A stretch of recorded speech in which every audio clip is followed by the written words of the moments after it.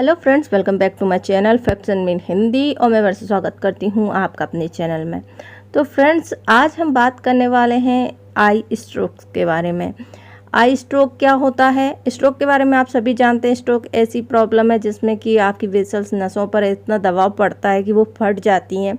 और ये आपने बहुत ज़्यादा सुना होगा ब्रेन स्ट्रोक के बारे में। तो आज हम ब्रेन स्ट्रोक की बात नहीं कर रहे हैं, इस पर प्रीवियस में मैंने वीडियो बनाई है। अगर आप इनमें और भी ज़्यादा जानना चाहते हैं कि स्ट्रोक कितने तरह के हैं तो आप कमेंट्स करके बताना। आज हम बात करेंगे आई स्ट्रोक के बारे में, जो कि बचपन में ही आपकी आंखों की रोशनी छीन सकता है, जिसके कुछ सिम्टम हैं। तो आज हम इस पर बात करेंगे। अगर वीडियो की जानकारी पसंद आ रही है तो लाइक कीजिए, शेयर कीजिए, हमारे चैनल को सब्सक्राइब कीजिए। चलिए वीडियो शुरू करते हैं।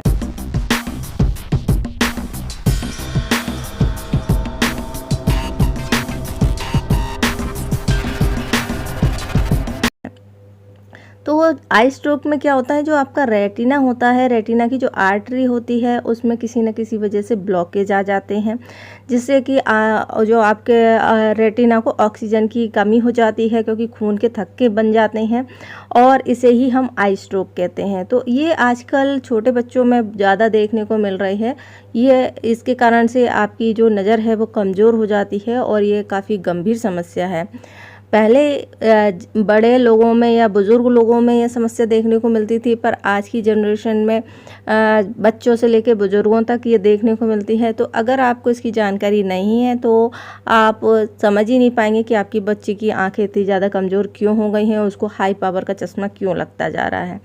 तो इसकी जानकारी आप लोगों को होना ज़रूरी है। तो ये आपकी आंखों को प्रभावित करने वाला स्ट्रोक है। इसे रेटिनल आर्टरी ऑक्यूलेशन भी कहते हैं, क्योंकि ये मरीज के रेटिना की जो ब्लड वेसल्स होती हैं उनको उनमें अवरुद्ध पैदा कर देता है, ब्लॉकेज बना देता है, जिससे कि आंखों का जो पीछे टिश्यू होते हैं, जो कि बहुत सेंसिटिव होते हैं, उनको नुकसान होता है। और ये ब्लॉकेज की वजह से जो आपका ब्लड फ्लो है वो नहीं हो पाता है, और जो ट्यूब होती हैं, आँखों की नलिकाएं होती हैं, वो सिकुड़ने लगती हैं, जिसके कारण से रक्त की नली में जो कारण होता है कि जो कोलेस्ट्रॉल है वो जम जाता है और आंखें प्रभावित होने लगती हैं। तो इस स्ट्रोक की जो सामान्यतः लक्षण पाए जाते हैं वो इस तरीके से हैं, जैसे कि बिना किसी दर्द के आपकी जो नज़र है वो अचानक कमज़ोर पड़ने लगती है, चश्मा लगने लगता है, आर्टरी ऑक्यूलेशन यानी आई स्ट्रोक की समस्या छोटे बच्चों में भी देखने को आजकल मिल रही है, जैसे कि 12 साल तक के, और 20 साल तक के लोगों में 12 से लेकर 20 साल तक का रिसर्च की तो उसमें 50,000 लोगों को इस तरह के स्ट्रोक देखने को मिलेंगे। तो बड़ों की बीमारी अब छोटे बच्चों में आ गई है, तो ये समस्या को ध्यान देना ज़रूरी है। तो रेटिनल आर्टरी ऑक्यूलेशन मोस्टली 40 साल की ऊपर के व्यक्तियों में होता था, जो कि अब बच्चों में पाया जा रहा है। तो उम्र के साथ साथ में जिन लोगों को डायबिटीज़, हाइपरटेंशन, कार्डियोवास्कुलर की समस्या है, या जिनका कोलेस्ट्रॉल का लेवल बढ़ा हुआ है, उन लोगों को ये समस्या देखने को मिलती है, क्योंकि आजकल का जो लाइफस्टाइल है बदल गया है। तो ये बच्चों में भी देखने को मिल रहा है। अगर आपको कोलेस्ट्रॉल का लेवल बढ़ा हुआ है तो इस तरह की स्ट्रोक बच्चों में देखने को मिल सकता है, जिसके कारण से उनकी जो आँखें हैं वो कमज़ोर हो जाती हैं, देखने में दिक्कत आती है, और जब इस मोटा चश्मा भी लग जाता है हाई पावर का, और फिर भी उसमें आपको देखने में धब्बे के रूप में चीज़ें दिखाई देती हैं, छोटे छोटे धब्बे बीच बीच में आपको दिखाई देते हैं।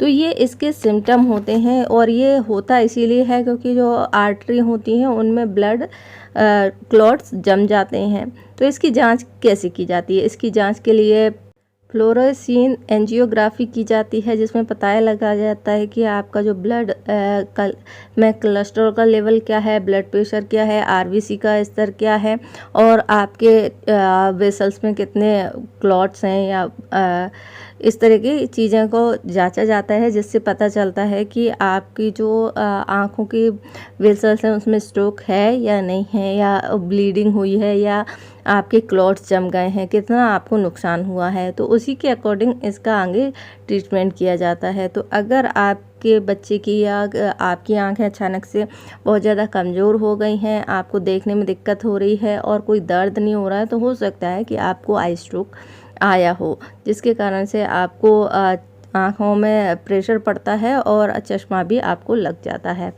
तो इसके लिए आप ट्रीटमेंट की बात करें तो इसके ट्रीटमेंट करने के लिए क्या किया जाता है, इसका इलाज जो है बहुत ईजी होता है।